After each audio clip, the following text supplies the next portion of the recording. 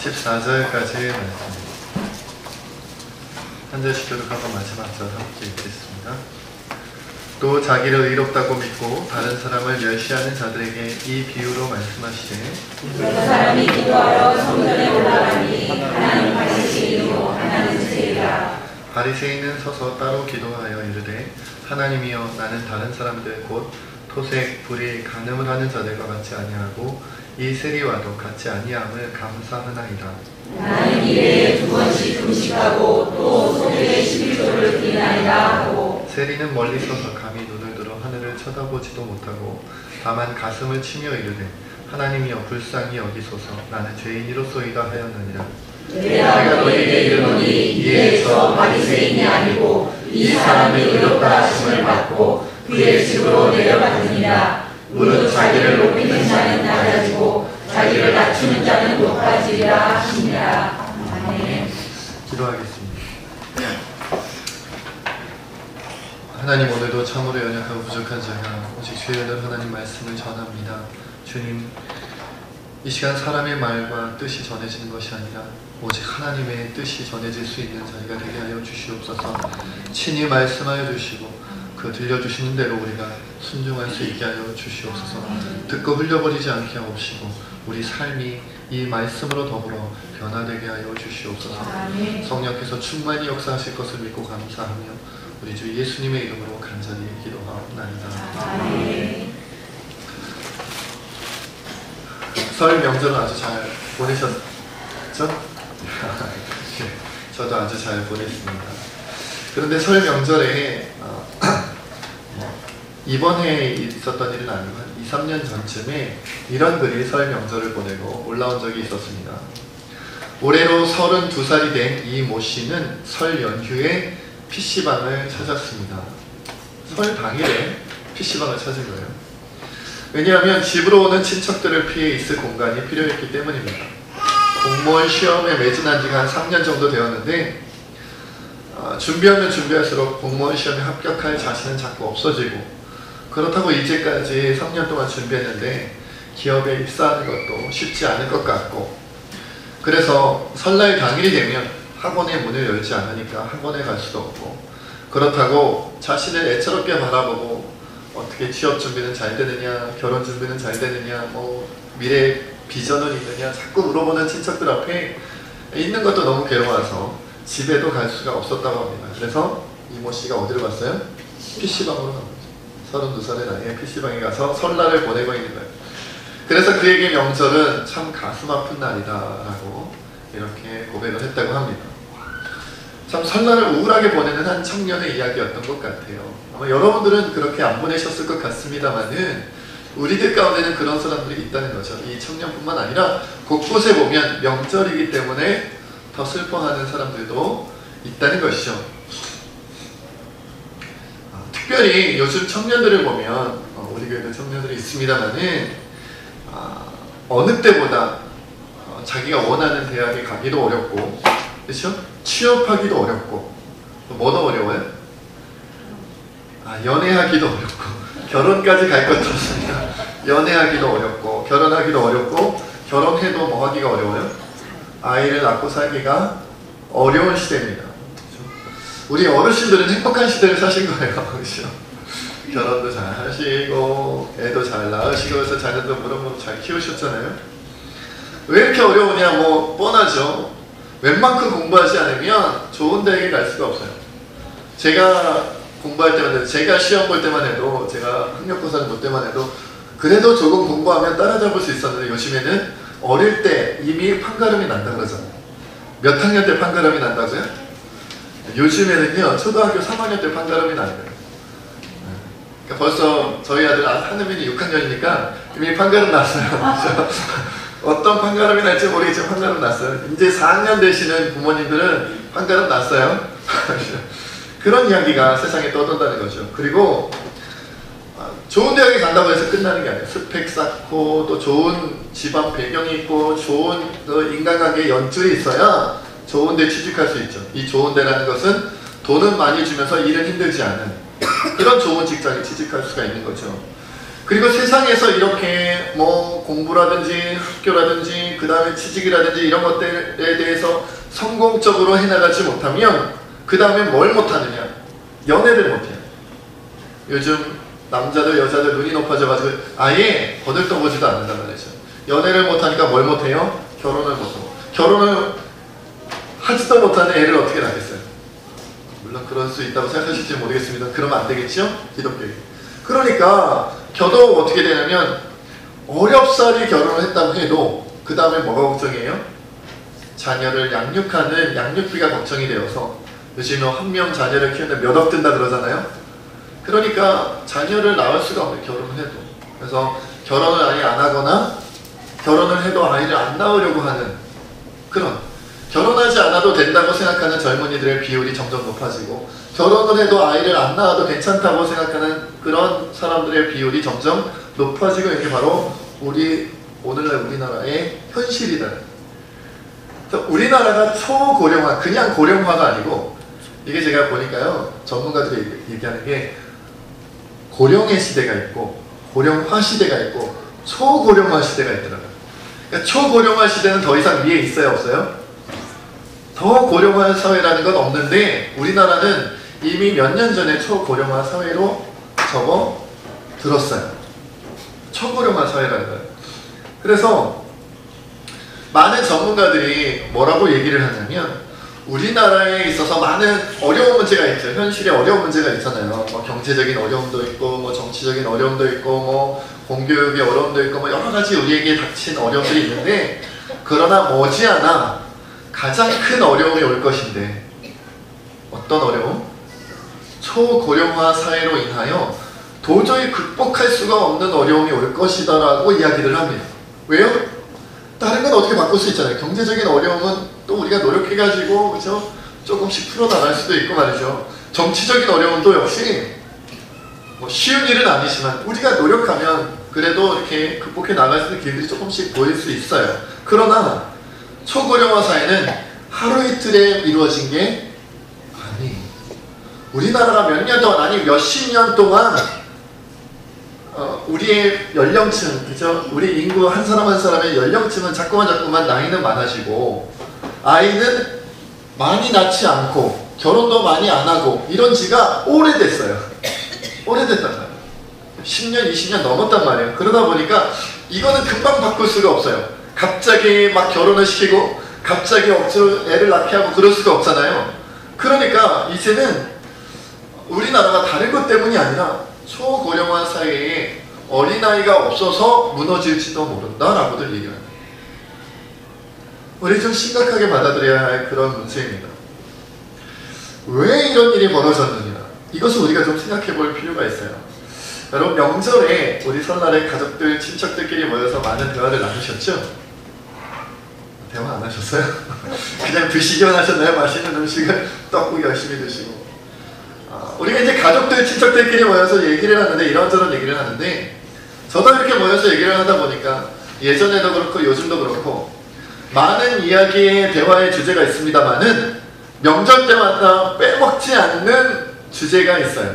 그게 뭘까요? 집안 자랑이에요. 집안 자랑. 이거 참 많이 하시는 것 같아요. 모이면 자랑거리가 있는 분들은 이번에 우리 남편이 뭐 어떤 일을 해냈고 우리 아내가 어떤 일을 해냈고 우리 아버지 어머니가 어떤 일을 해냈고. 그런데 그것 가운데 최고는 뭐예요? 자식자예요. 자식자.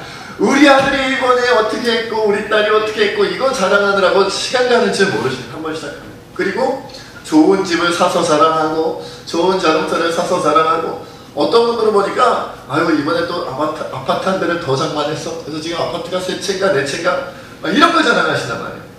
아주 자랑거리가 있으신 분들은 명절 때마다 모여서 그것 자랑하느라 정신이 없으세요. 정신이 없어요. 아니 그래서 이렇게 쭉 듣다 보면은 한 사람이 시작하면 사실 우리 집도 이런 일이 있었어. 그래서 막 너도 나도 막 시작해. 그럴 때 보면 꼭 어떤 분들이 있으세요? 주눅 들어 계신 분이 있으세요. 왜? 할 말이 없는 분. 우리 집 형편, 우리가 뭐 자동차가 변변히 있는 것도 아니고 우리 집이 있는 것도 아니고 그렇다고 뭐 우리 남편, 우리 아내, 우리 부모님, 우리 자식 특별히 저분들이 자랑하는 것만큼 자랑할 만한 것들이 특별히 없는 분들이 분명히 있다는 거예요. 좋은 대학에 들어갔다는 말 못하고, 좋은 데 취직했다는 말 못하고, 좋은 집 샀다는 말 못하고, 그렇죠? 그냥 뭐 어떤 대단한 집안과 결혼했다는 말도 못하고, 자녀가 어떻게 했다는 말도 못하고, 그냥 말할 게 없으니까. 그래서 명절이 되면 아까 말씀드렸던 것처럼 이모 씨처럼 명절이 괴로운, 제발 사람들 좀 안 만났으면 좋겠다. 만나면 또 이것저것 막 얘기하면 난 주눅 들어요. 내 얘기는 차마 꺼내기가 불편하거나 민망한 이야기들이 가득하고, 그럴 때 서로 위화감이 조성이 된다는 거죠. 여러분, 그래서 저는 그런 생각을 해봤습니다. 좋은 가정이라면 자기 얘기를 기쁨으로 다 얘기할 수 있고, 좋은 가정이라면, 좋은 분위기라면 누구나 다, 그쵸? 오히려 힘들고 어려운 사람들이 자기 얘기를 꺼낼 수 있고, 그 얘기를 함께 감싸 안아줄 수 있고, 품에 안을 수 있고, 오히려 자랑거리가 많은 분들은 그것을 적절하게 잘 숨기고 적절하게 잘 배분해서 그것이 자랑이 되지 않고 함께 즐길 수 있는 분위기를 만드는 것이 좋은 가정이 아닐까라는 생각도 혼자 해봤습니다. 그리고 정말 그리스도인 가정이라면 이걸 이뤘어, 저걸 이뤘어, 세상에서 이런 걸 이루고 세상에서 저런 걸 이뤄서 자랑하는 게 아니라, 이번에 우리가 아니면 어떤 사람이, 아니면 우리 누군가가 이웃을 위해서 이렇게 수고했다, 이렇게 희생했다, 이렇게 손해봤다, 하나님을 위해서 이렇게 손해보는 인생을 살고 있다, 이런 것들이 자랑이 되고, 이런 것들이 칭찬이 되고, 이런 것들이 높아질 수 있다면 그것이 진정한 그리스도인의 가정이 아닙니다. 여러분, 만약 우리가 명절에 모여서 자랑거리가 세상에서 성공한 이야기로 가득하다면 너도 나도 뭘 해야 돼요? 성공해야지, 세상에. 그런데 여러분들, 제가 전에도 말씀드렸습니다만은 우리가 원하는 바대로 성공한 사람이 100명이라면 몇 명쯤 될까요? 여러분이 원하는 대로 다 이뤘다. 100명 중에 10명이라도 있을까요? 제가 볼 땐 10명도 없을 것 같아요. 그럼 5명이라도 있을까요? 쉽지 않아요. 쉽지 않아요. 내가 원하는 학교에 가서 원하는 데 취직하고 원하는 사람과 결혼해서 모든 일이 순조롭게 풀린다. 그런 사람은 100명에 5명도 없단 말이에요. 그러니까 뭔가 자랑거리가 있는 사람들도 자기 속에는 상처와 아픔과 괴로움이 있어도 그건 숨기고 뭐만 드러내요? 남들이 부러워할 것만 드러내는 경우가 많다는 거예요.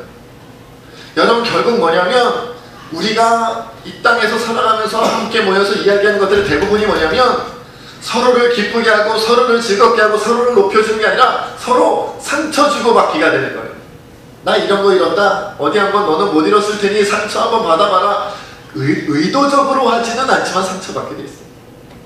의도적으로 하지는 않지.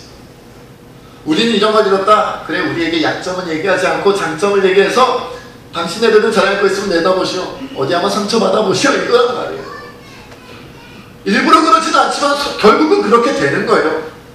그거 아니겠어요? 결국 10%, 5%도 되지 않는 사람들을 위해 나머지 90%, 95% 되는 사람들이 상처받고 괴로워하고 아파하고 성공하고 싶어하는데 성공하지 못해 좌절하고 절망하고 한탄하면서 살게 되어 있더라는 거죠. 여러분, 오늘 본문 말씀을 보니까 두 사람이 성전에 기도하러 갑니다. 한 사람은 바리새인, 한 사람은 세리예요. 그런데 여러분, 한 사람은 무슨 기도를 해요? 바리새인은 감사의 기도를 하고 있어요. 세리는 회개 기도를 하고 있어요. 여러분, 우리가 볼 때는 누가 더 성공적인 삶을 살고 있는 거예요? 그렇죠, 감사 기도죠. 하나님 이것도 감사하고 저것, 감사가 왜 이렇게 많아? 보니까요, 이 사람이 감사하는 내용을 보니까요, 기도하는데 하나님, 나는 다른 사람들과 도색, 불임, 간음을 하는 자들과 같지 않아서 감사합니다. 나는 옆에 있는 이 세리와 같지 않아서 감사합니다. 나는 일에 2번씩 금식합니다. 감사합니다. 또 소득에 11조를 드립니다. 감사합니다. 난 대단한 사람입니다. 하나님 감사합니다. 난 어마어마하게 성공을 이룬 사람입니다. 하나님 감사합니다. 우리로 치자면 이거죠. 하나님, 나는 좋은 대학을 나왔고 나는 좋은 데 취직했으며 나는 좋은 집을 가졌고 좋은 자동차를 가졌는데 저렇게 지지리도 못난 죄인과 같지 않고 저렇게 문제가 많은 사람과 같지 않으니 감사합니다. 감사. 여러분, 감사를 많이 해야 돼요? 적게 해야 돼요? 많이 해야 되죠. 그런데 주님이 뭐라 그러시냐면 이 사람은 의롭다 하지 않고 누가? 세리는 의롭다 하고 인정받았다고 말씀하시는 거예요. 이상하죠? 감사 기도를 많이 했는데 책망받았어요. 감사를 하나님께서 내게 주신 감사거리가 많아서 굉장히 감사를 많이 했는데 도리어 이 사람 어떻게 됐냐면 하나님께 너는 의롭지 않아. 너 의롭지 않아. 그리고서는 오히려 외면당했단 말이야. 오히려 세리 나쁜 놈이라고. 누군데? 이건 세리는 나쁜 사람이에요. 나쁜 사람인데 이 사람은 자기가 과거에 얼마나 나쁜 짓을 했는지 잘 알고 있고 그래서 고개도 들지 못하고 눈은 들지도 못하고 주님 앞에 그냥 하나님 앞에 회개하고 있는데 도리어 하나님께서 그를 칭찬하고 있다는 거죠. 여러분 바리새인은 성공적인 삶을 세상에서 성공적인 삶을 살고 있는데 하나님께서 의롭다 하지 않으셨고요. 세리는 정말 죄인이었단 말이죠. 그런데 하나님께서 의롭다고 인정해 주셨어요. 여러분 우리가 잘 아는 것처럼 예수님 시대 종교 지도자들은 주로 예수님의 책망의 대상이 될 때가 많았어요. 화가 있을진저 이 독사의 자식들아 그럴 때가 많았단 말이에요. 도리어 어떤 사람들이요? 가난한 백성들, 헐벗은 사람들 아니면 세리와 창녀들처럼 죄인이라 불리는 사람들이 오히려 예수님의 사랑과 관심의 대상이었어요. 말하자면 이 땅에서 성공하고 있는 사람들이 그런 인생을 살고 있는 사람들은 주로 예수님이 책망했고요. 오히려 이 땅에서 그다지 성공하지 못했던 평범한 사람들 아니면 실패한 거나 다름없는 그런 사람들은 오히려 예수님이 관심 가져주고 만나주고 사랑해주고 구원해주고 역사해줬다는 거예요. 그런데 오늘날 21세기 한국교회를 보면 어떻게 됐어요? 거꾸로 됐어요. 반대가 됐다는 거예요. 여러분 예수님 시대도 그렇고 지금도 그렇고요. 성공한 사람이 많아요? 실패한 사람이 많아요? 실패한 사람들이 많아요? 어느 정도 많아요? 억수로 많아요. 어마어마하게 많아요. 90%가 실패했잖아요. 90% 이상이 실패했어요. 그러니까 실패한 사람들은 널려있어요. 지나가다 만나면 다 실패한 경험이 있는 사람이에요. 계속 성공만 한 사람들, 그런 사람은 아무리 지나다가 만나려고 해도 쉽게 만날 수가 없어요. 여러분 우리가 세상에서 성공했다는 사람 만나면 뭐 하고 싶어져요? 사인 받고 싶어지고 같이 사진 한번 찍어보고 싶고 그 사람 만났다는 걸 사람들한테 얘기하고 싶죠. 근데 그런 일이 자주 일어나요? 잘 없어요. 저 만나고 나서 사인 받아가세요. 아무튼 그런데 감사합니다. 강추 있으면 제가 3장 사인을 여러분 우리가 그렇다는 거예요.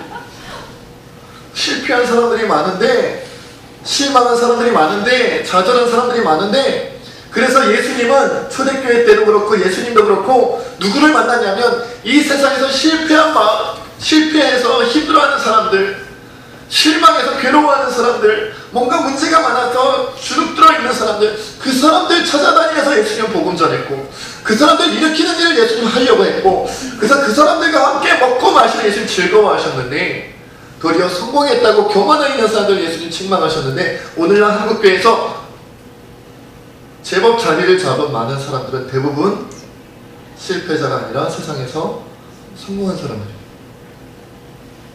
우리 교회는 그렇지 않겠습니다.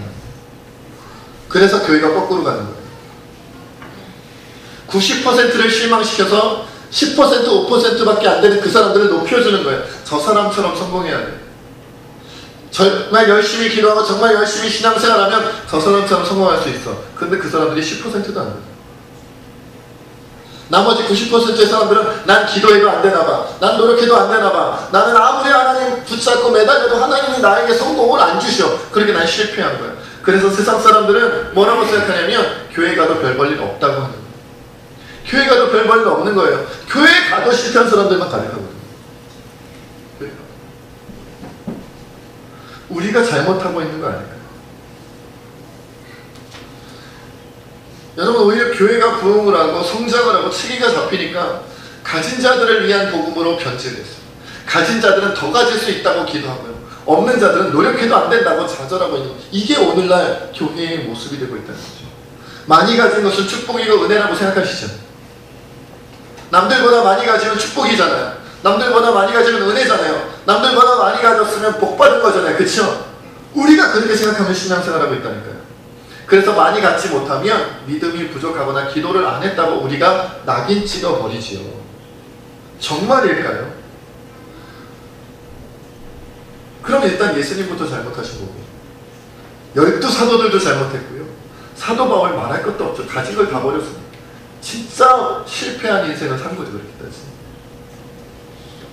오늘날 여러분 세상 사람들보다 그리스도인들이 오히려 세상의 성공을 더 추구하는 경향이 있어요. 밖에 있는 교회 밖에 있는 사람들보다 교회 안에 있는 사람들이 세상의 성공을 더 따져요. 왜요? 자꾸 만나거든요. 주일날 만나서 누가 더 성공했는지를 비교해요. 수요일날 만나서 누가 더 성공했는지를 얘기해요. 금요일날 만나서 자꾸 자기 자랑하고 우리 집안 자랑하고 누구는 어딜 갔대, 누구는 어디 취직했대, 누구는 누구랑 결혼했는데 야 그 집안이 빠방하더라 막 이러면서 아파트가 몇 채고 빌딩이 몇 개고 땅이 얼마며 이러면서 자랑을 해요. 누구는 유학을 갔고 누구는 어디서 박사가 돼가서 돌아오고 이런 일들로 가득한 거예요. 그러니까 교회에 있으면 있을수록 성공하고 싶은 마음이 더 커져요. 왜? 교회 밖에 있는 사람들은 이렇게 많이 모일 사람들이 별로 없잖아요. 그런 생각 많이 안 해요. 우리보다 오히려. 근데 교회 오면 아무개 권사님이 얘기하고 아무개 집사님이 얘기하고 막 그러다 보니까 듣다가 화가 나는 거죠. 하나님 왜 나한테는 안 해주시오? 너무하네. 교회 오래 다니면 다닐수록 뭐 하고 싶어지면 성공하고 싶어져요. 세상에서. 하나님의 은혜와 축복에서 제외된 자로 여겨지는 거 싫잖아요. 하나님 날 버렸나? 날 외면했나? 이거 싫잖아요. 그러니까 오히려 더 성공하고 싶어지는 거예요. 누구처럼? 솔로몬의 어머니였던 한나처럼. 애를 못 가지니까 당시 사람들이 욕했단 말이죠. 하나님의 저주를 받아 애를 못 가진다고 생각했어요. 그래서 성전에서 울며 기도한 거예요. 한나가. 그런 것처럼 하나님이 안 주셨으니까 나는 저주받았나봐, 나는 은혜를 못 받나봐, 나는 복을 못 받나봐 이러고 괴로워하는 것이죠. 여러분 이게 얼마나 무서운 착각입니까? 이거 무서운 착각이에요. 그냥 착각이 아니고 무서워요. 이게 얼마나 무서운 복음의 변질입니까? 복음에 왜곡됐어요. 이건 무서운 거예요. 이건 가짜 복음이에요. 이건 가짜 복음이에요. 그런 복음은 사람을 죽이는 복음이고 영혼을 죽이는 복음이고 그건 복음이 아니에요. 복음은 뭐냐면 좌절했고 절망했고 죄와 사망의 권세에 빠졌던 우리가 하나님의 은혜로 말미암아 예수 그리스도 십자가 구속으로 말미암아 살게 되었다는 거예요. 이 땅에서는 소망이 없을지라도 주님의 나라에 대한 소망이 있어 우리가 믿음으로 살 수 있게 되었다. 그래서 이 세상 것도 자기를 부인하고 자기 십자가를 지고 주님을 쫓아갈 수 있게 되었다. 예전에는 믿음이 없으니까 자기 부인을 할 수 없잖아요. 나를 내려놓으면 끝인 거예요. 왜? 예수님을 못 믿으니까. 예전에는 십자가 죽으면 끝인 거예요. 왜? 예수님을 못 믿으니까. 그러나 예수님 믿으면 난 내려놓을 수 있고 예수님 믿으면 난 남을 위하여 십자가를 짊어질 수 있고 예수님 믿으면 쫓아갈 수 있는 거예요. 아멘. 거꾸로 가고 있어요.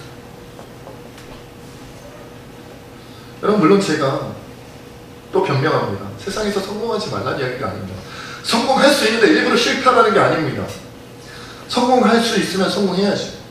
그래 성공하려고 노력해야지. 열심히 해야 됩니다. 공부 열심히 해야 되고 직장생활 열심히 해야 되고 결혼생활 열심히 해야 됩니다. 성공하지 말라는 게 아니고요. 그 성공이 신앙보다 앞서면 안 된다는 거예요. 신앙을 위해서 성공하기 어려우면 그냥 성공을 포기해야 된다는 얘기지. 신앙생활 하려는데 아니 내가 성공하기 위하여 가는데 신앙이 걸림돌이 되면 뭐를 치워야 돼요? 성공을 치워야지 신앙을 치우면 안 된다는 거예요. 그리고 어리석은 삶, 뒤처지는 삶, 그러면서도 오직 하나님의 뜻대로 살면서 순종하는 삶을 우리가 선택해야 돼요. 그럴 때 하나님의 역사가 우리 삶 가운데 나타나는 거예요. 그럴 때. 자주 말씀드립니다만 여러분이 죽을 똥 살 똥 있는 힘을 다해서 노력하고 수고하면 인간의 힘의 최고치가 나타나겠지. 인간의 힘의 최고치. 저는 어렸을 때 똑똑했어요. 농담이 아니고요. 정말로 똑똑했어요. 그런데 한계가 있더라고요. 제가 평균치 이상은 정말입니다. 제가 공부하면요 그래도 평균치 이상은 했어요. 중간 이상은 했단 말이에요. 그런데 1등은 못하겠더라고요. 1등. 열심히 안 한 탓도 있겠지만 항상 어마무시한 애들이 꼭 있었어요. 제가 아직도 기억나는데 제가 고등학교 2학년 때 단짝 친구가 있어요. 단짝 친구가. 그 친구랑 맨날 같이 공부하러 다니고 맨날 같이 농구하고 저 대도 않는 농구하고 이러면서 같이 보낸 친구가 있는데 나중에 막 몇 년 후에 시간이 흐른 다음에 저는 신학교 학생이 됐고 이제 목사가 되겠다고, 그 친구는 뭐 했나 봤더니 서울대 법대를 갔더라고요. 저에게 벽 같은 친구였어요.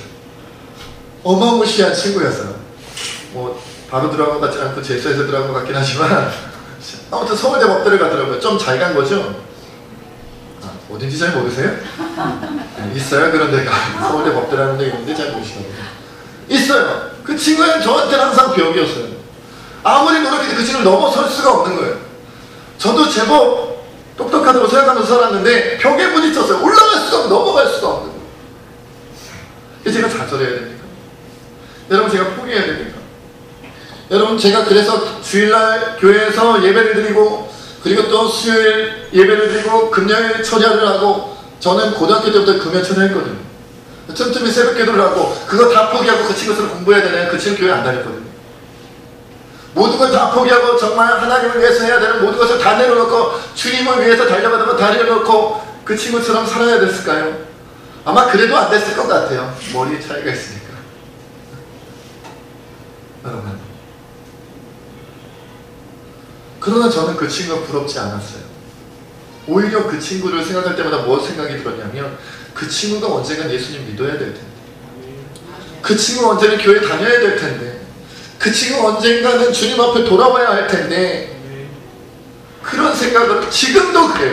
지금은 그 친구의 소식이 끊어져서 어떻게 사는지 모르지만 부디 기도해요. 하나님 그 친구가 예수님을 영접했기를, 그 친구가 교회생활 하기를, 그 좋은 머리 가지고 하나님의 쓰임받을 수 있었기를 그렇게 기도한단 말이에요. 여러분 제가 많이 가지지는 못했고 많은 것을 이루지는 못한 것처럼 보인다 할지라도 저는 주님을 믿고 주님을 쫓아가기 때문에 이 삶에 대하여 조금 더 후회함이 없고 조금 더 부족함이 느껴지지 않고 오히려 행복하고 즐겁고 감사합니다. 여러분 예수님을 믿는 것 때문에 행복해져야 되는 사람들입니다. 예수님을 믿는 것이 성공인 사람이어야 해요. 예수님 믿는 것 때문에 세상에서 우리가 당당하게 살아갈 수 있는 모든 조건을 다 갖춘 거예요. 예수님을 믿기 때문에. 그럴 때 하나님이 역사가 일어나요. 우리의 힘으로 넘어설 수 없는, 세상에 나에게 닫혀있는 그 벽과 같은, 걸림돌과 같은 그 존재, 하나님이 우리를 붙잡으시면 넘어가는 거예요. 하나님이 붙잡으시면 넘어가는 거예요. 그 벽을 뛰어넘고 그 장애물을 뛰어넘고, 나는 할 수 없었는데, 내 능력으로는 할 수 없었는데, 내 노력으로는 할 수 없었는데, 내가 모든 것을 하나님께 맡겨 하나님이 나를 사용하시면 뛰어넘는 거예요. 우리는 세상에서 성공한 사람보다 신앙에서 성공한 사람을 부러워해야 됩니다. 우리는 세상에서 성공한 사람보다 신앙에서 성공한 사람을 칭찬해야 됩니다. 그래야 돼요. 물론 이렇게 생각하시는 분들 꼭 있어요. 아니, 세상에서도 성공하고 신앙에서도 성공하면 안 되나요? 꼭 있어, 꼭 있어. 둘 다 못 놓치겠다는 거죠. 우선순위라는 게 있는 거예요. 여러분, 제가 전에도 한번 이런 비유를 들었던, 오른쪽 길로 가면서 왼쪽 길로 가는 방법이 있나요? 없어요. 오른쪽을 택하든 왼쪽을 택하든 한쪽밖에 갈 수 없는 거예요. 세상에서도 꼭 성공하고 싶다면 여러분들이 먼저 신앙에서 성공하세요. 세상을 먼저 선택하고 신앙을 나중에 선택하려다가 주님이 오시거나 내가 끝나면, 내 인생이 끝나면 끝나는 거예요. 그럼 대책이 없어요. 방법, 순서를 바꿔야 돼요. 신앙에서 먼저 성공한 다음에 그 다음에 세상에서 성공하려고 하세요. 여러분 예전에 이런 이야기가 있어 알려드리려고 합니다. 어느 교회를 다니는 어떤 분이 비가 막 내리는 봄날에 어떤 한 노인, 거지였다고 해요. 흑인이셨나봐요. 그 노인이 그 집 서원 밑에서 비를 피하면서 떨고 있었어요. 이미 많이 젖은 채로 한 거지 노인이 막 벌벌벌 떨고 있었어요. 그 집 주인이 교회 예배를 마치고 집에 돌아오는데 이 노인을 발견한 거예요. 그리고서는 말씀을 이웃을 사랑하라 그런 말씀이었나봐요. 그래서 이 노인이 밖에서 벌벌 떨고 있는 이 거지 노인 너무 불쌍해서 집으로 들어오게 하고 따뜻한 옷으로 갈아입히고 그리고 식사를 대접하고 아주 극진하게 대접을 했어요. 기분 좋게 돌려보냈습니다. 마음이 아주 흐뭇했어요. 그리스도인답게 살았다. 다음날 이 노인이 또 그 집 앞에 서 있는 거예요. 또 그를 아주 잘 대접을 했습니다. 그래서 이 노인이 가끔 필요할 때마다 이 집을 찾아들고 이 노인은 또 극진히 대접하고 이런 일들이 반복이 되었어요.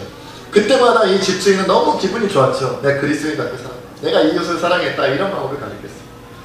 그런데 어느 날 이 아이의 외동아들이 하나 있었는데 이 아이가 막 뒷구멍으로 헐레벌떡 뛰어오면서 아빠에게 소리를 했어요. 아빠 이것 봐. 과자야 과자. 이게 왜 과자니? 아 우리 집 앞에 자주 계시는 그 할아버지가 나에게 과자를 주셨어 라고 너무 기뻐하면서 아이가 좋아합니다. 그래서 순간 이 아빠가 집주인이죠. 즐겁다, 기쁘다, 감사하다 이런 마음이 아니라 언짢은 마음이 들었어요. 거지 할아버지가 준 건데 이런 마음이 들어서 얘 그거 못 먹는 거야 이리 줘 하면 과자를 뺏어들었습니다. 아이는 이해할 수가 없었어요. 아빠가 왜 이러지? 할아버지한테 그렇게 잘하시던 분이 왜 이러지? 할아버지가 나에게 선물로 준 과자인데 왜 뺏으시지?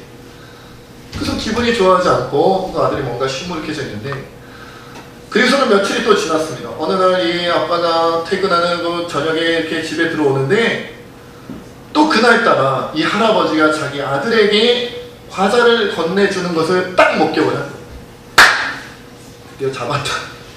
냉큼 달려와서는 이 아빠가 그 과자 봉지를 할아버지 손에서 뺏어들었습니다. 그리고는 얘기를 합니다. 아니 할아버지 아이에게 과자를 주는 건 고맙지만 이런 거 주시지 마세요. 이러면 안 되는 거예요. 이러시면 안 된다. 역정을 냈습니다. 그래서 할아버지가 주춤주춤하더니 이렇게 입을 열었습니다. 선생님이 그동안 저에게 너무 고맙게 대해주셔서 그리고 선생님의 아이가 너무 예뻐서 제가 그랬던 것인데 더 이상 말을 잇지 못하고 할아버지 눈에 굵은 눈물방울이 주르르 흘러내렸습니다. 순간 이 아빠가 생각했어요. 이거 내가 실수한 거야. 분명 예수님께서는 교만한 마음으로 높아진 마음으로 이웃을 섬기라 하지 않고 같이 낮아진 마음으로 겸손히 섬기라 했는데 나는 지금 굉장히 높아져 있구나. 내가 지금 굉장히 높아져 있구나 라는 것을 깨닫고 정중하게 할아버지께 사과를 하고 그 과자를 자기 아이에게 주었다는 이야기. 여러분 우리가 이렇게 살고 싶어하는 거 아닐까 생각해봅니다. 난 거지가 아니야. 난 높은 사람이야. 나 가진 사람이야. 나는 남들보다 높아져야 돼. 그리스도인이지만 내가 원하는 건 높아지는 거야. 그리스도인이지만 내가 원하는 건 높아지는 거야. 남들보다 더 높아져서 내가 자랑해야지. 남들보다 더 높아서 내가 떵떵거리며 살아야지. 남들보다 더 높아져서 이 땅에서도 잘 살고 주님의 나라에서도 잘 살아야지. 그럴 수 없다는 거예요. 그럴 수 없다는 거예요. 이 땅에서 높아지고자 하면 낮아지는 것이고 이 땅에서 낮아지고자 하면 높아지는 거예요. 이 땅에서 먼저 성공하려고 하면 주님의 나라에서 실패하는 것이고 주님의 나라에서 먼저 성공하려고 하면 하나님 나라에서 크고 높아지는 것이다. 우리가 이것을 기억해야 됩니다. 우리가 이것을 기억하지 않는다면 언젠가 주님의 나라에 갔을 때 우리가 이 세상에서 우리가 살았던 그 삶으로 인하여 평가받게 될 것이다. 가장 낮은 자리에서 하나님께 영광 돌릴 수 있는 여러분 되시기를 주의 이름으로 축원드립니다. 이 시간 함께 하나님 앞에 기도하며 나가기를 원합니다. 우리 이 시간 함께 하나님 앞에 그렇게 기도하기를 원합니다. 우리가 혹시 바리새인처럼 높아진 마음으로 살아가고 있습니다. 우리가 혹시 세상 사람들 앞에 하나님보다 더 좋아하는 것들로 살아가고 있는지 우리 세상에서 가장 낮은 자리에 가장 연약한 사람들, 가장 부족한 사람들 함께 할 수 있는 죄의 손을 낼 수 있게